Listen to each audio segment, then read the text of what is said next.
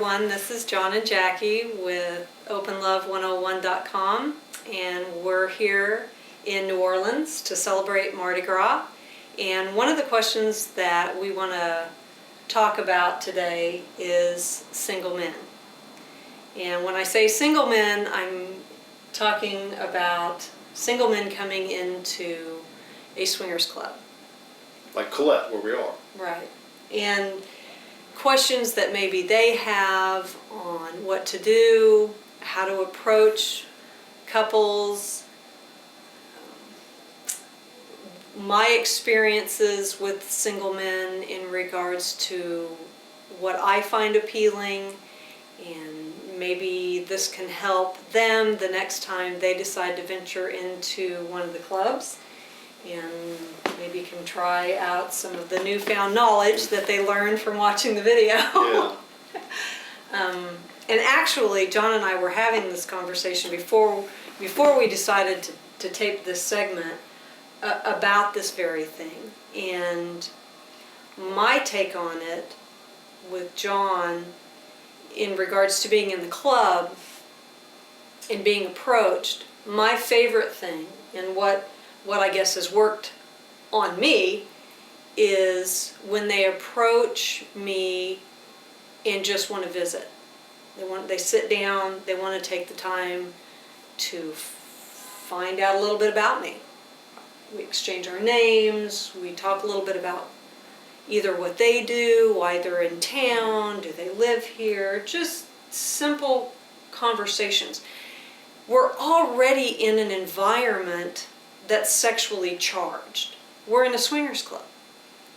So to walk up to a woman and just immediately segue into that, at least for me, is a turnoff. Yes. It's not very good manners. No.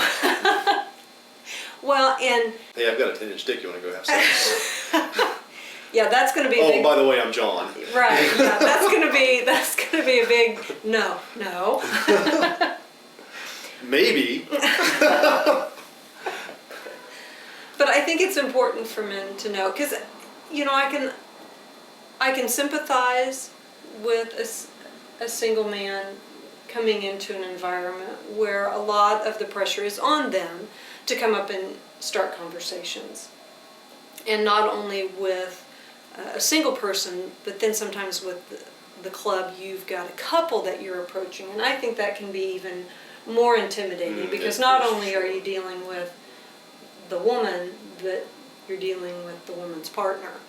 So I think there's probably some etiquette for everyone involved, so that nobody feels downtrodden in their attempts, but also, in order for it to be as successful of an evening as you want it to be, there are some guidelines. So I think, one, you know, be approachable, be interested in your potential partner for the evening and what they have to do. And if it leads to something more to that, great. If not, you may end up with a great friendship, which that's another plus. Mm-hmm. I see it as really just like when I was single, I would go to nightclubs to meet people. And I would never broach the subject of sex early on in a conversation with somebody in a nightclub. And I think the same thing should hold true in a club like Colette. Approach the couple and, like Jackie said, show an interest in them as though you want to take them out on a date somewhere, except you don't have to leave. That's the great thing about Colette and other swingers clubs. You can strike up some kind of an interchange. Yeah, and maybe have a little energy there, and rather than have to say, you want to go check out a movie at my place, or you want to go see my artwork, you just go upstairs in Colette here in New Orleans, and you can do whatever you please. So, and I think your experience has been that way. When you've had men just sit there and show an interest in you or us, it's easier to segue into other things if both parties are interested. Right. And I think what you'll find as a single man, if the couple is there and they continue to talk with you, probably a good chance something may happen, on the second floor. Yeah. So don't give up if you're a single man. Just continue to be a gentleman, and like I said earlier, there have been some single men that we've come in contact with, and things have happened, and then there's been some single men that we've come in contact with, and I have ended up having some really good friendships with them. So there's good things that come out of all of it. Yes.